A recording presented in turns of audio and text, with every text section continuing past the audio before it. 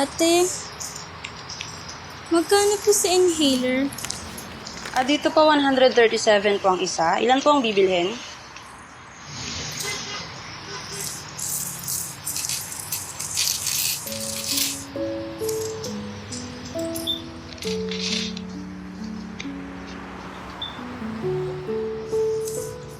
Kukunin po ba o hindi, ma'am? Natanong lang po. Salamat po.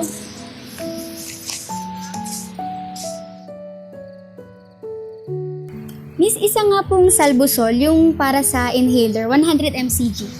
Anything else po, ma'am? Yun lang po muna.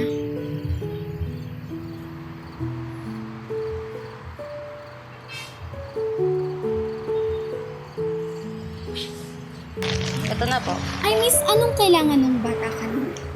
Same lang din po nung kailangan niyo, ma'am. Kawawa nga yun eh. Kulang kasi yung pera niya, mukhang kailangan niya na talaga. Pero hindi ko naman po pwedeng abunuhan yun kasi kakaltasan po ako, ma'am.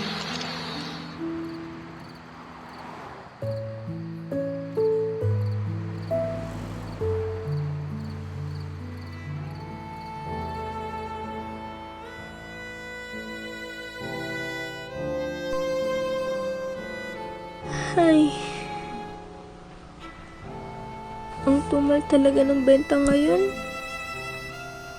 Wala man lang akong may uwi para kay nanay.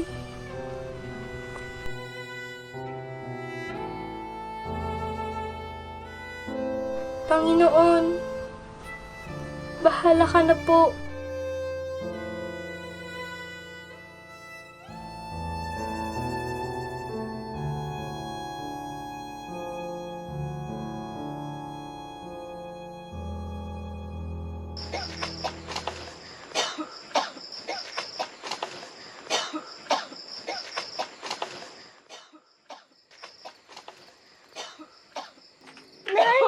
Nay! Sandali lang, Nay!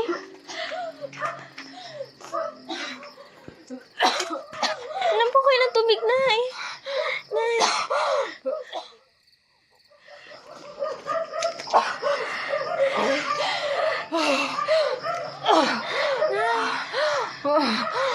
Sandali na po.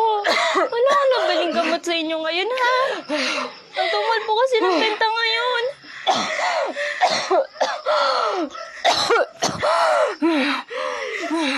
Ayan, yun na. Bukas po, bibili ako ng gamot ninyo, ha? Nay, ano po kayo ng tubig?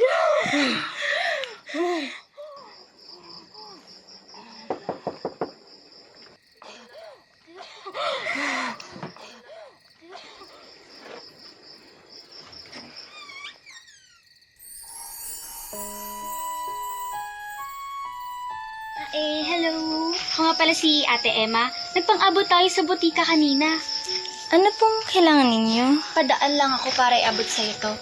Ramdam ko kasing kailangan na kailangan mo ito. Sige. Isa pa nga ganyan, tapos pakihiwalay na lang din ang balot,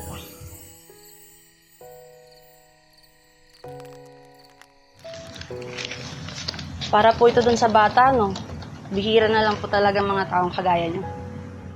Naturuan kasi ako na kapag may pagkakataon na gumawa ng mabuti, huwag ko nang palampasin doon.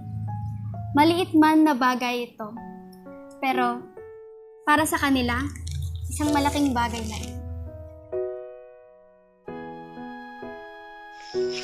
Talaga po ba, ate? Maraming salamat po. Kaso, wala po ang pambayad para dito. Tulong ko na yan sa inyo. Nako. Kailangan po ngayon ito ng nanay ko. Maraming salamat po. Sa Diyos tayo magpasalamat, ha, Iha? Ingatan nawa kayong palagi. Salamat po sa Diyos. Pasok po kayo. Hindi dapat na tayo ay Huwag mong ikait ang mabuti sa kinaukulan, pagka nasa kapangyarihan ng iyong kamay na ito'y gawin. Kawikaan 3:27. may Diyos na sulat